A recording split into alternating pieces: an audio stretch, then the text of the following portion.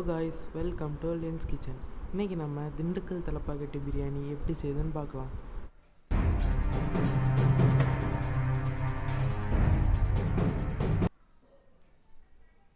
அதுக்கு முதல்ல நம்ம மட்டனை வேக வைக்கணும். நான் இன்றைக்கி 1/2 கிலோ மட்டன் எடுத்திருக்கேன்.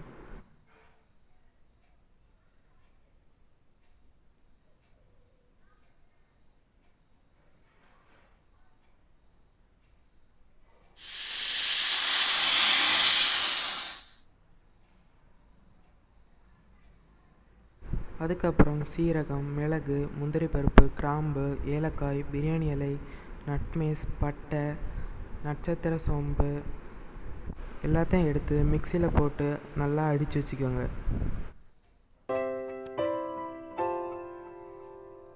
அதுக்கப்புறம் சின்ன வெங்காயம், இஞ்சி, மிளகாய், பூண்டு எல்லாம் எடுத்துக்கோங்க.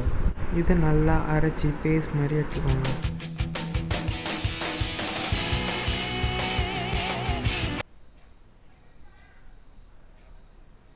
அதுக்கப்புறம் கொத்தமல்லி, புதினா எல்லாம் எடுத்துக்கோங்க.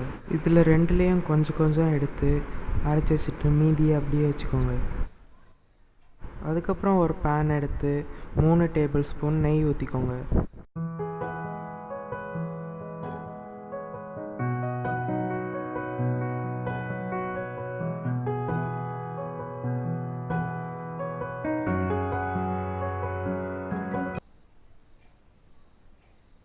அதுக்கப்புறம் நம்ம ஏற்கனவே அரைச்சி வச்சுருக்க சின்ன வெங்காயம், இஞ்சி, மிளகாய், பூண்டு பேஸ்ட்டை சேர்த்துக்கோங்க.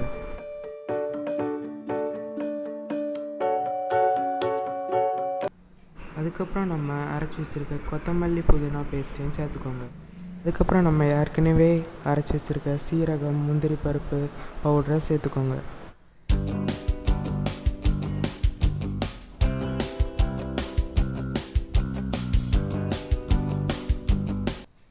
அதுக்கப்புறம் பச்சை வாசனைலாம் போட பிறகு நம்ம ஏற்கனவே வேக வச்சு வச்சுருந்த மட்டன்லாம் சேர்த்துக்கோங்க.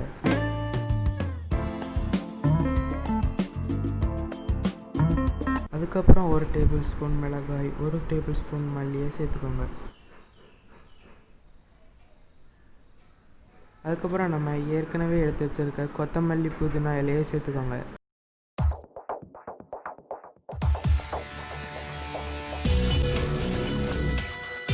அதுக்கப்புறம் மட்டன் நல்லா வெந்த பிறகு 1 கப் தயிர் சேர்த்துக்கோங்க.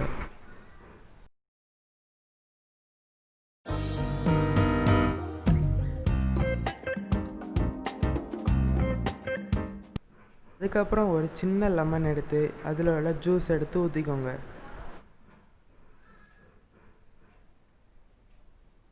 நான் இன்றைக்கி எலக்ட்ரிக் குக்கரில் பிரியாணி பண்ண போகிறதுனால எலக்ட்ரிக் குக்கரில் உள்ள பேனில் ஏற்கனவே 1/2 மணி நேரம் ஊற வச்சுருந்த ரைஸை சேர்க்குறேன்.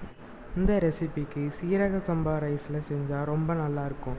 ஆனால் என்கிட்ட சீரக சம்பா அரிசி இல்லாதனால பாஸ்மதி ரைஸ் சேர்த்துருக்கேன். இதை நீங்கள் குக்கரில் செஞ்சாலும் இதே ஸ்டெப்பில் செஞ்சால் போதும். இனி நம்ம ஏற்கனவே செஞ்சு வச்சுருந்த மசாலாலாம் சேர்த்துக்கோங்க. 1 கப் அரிசிக்கு 1/2 கப் தண்ணி ஊற்றணும். நீங்கள் இதை குக்கரில் செஞ்சிங்கன்னா 1 விசிலுக்கு சிம்மில் வச்சு வேக வச்சுட்டு அதுக்கப்புறம் ஸ்டவ்வை ஆஃப் பண்ணிட்டு 15 நிமிஷம் திறக்காமலே வச்சுக்கோங்க. 1/2 கிலோ அரிசிக்கு 1/2 கிலோ மட்டன் சேர்த்திங்கன்னா ரொம்பவே நல்லாயிருக்கும்.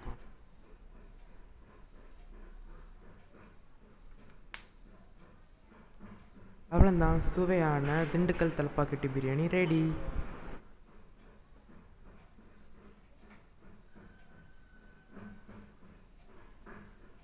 வீடியோ உங்களுக்கு பிடிச்சிருந்துன்னா லைக் பண்ணுங்கள், ஷேர் பண்ணுங்கள், மறக்காமல் லியன்ஸ் கிச்சன் சேனலை சப்ஸ்கிரைப் பண்ணுங்கள்.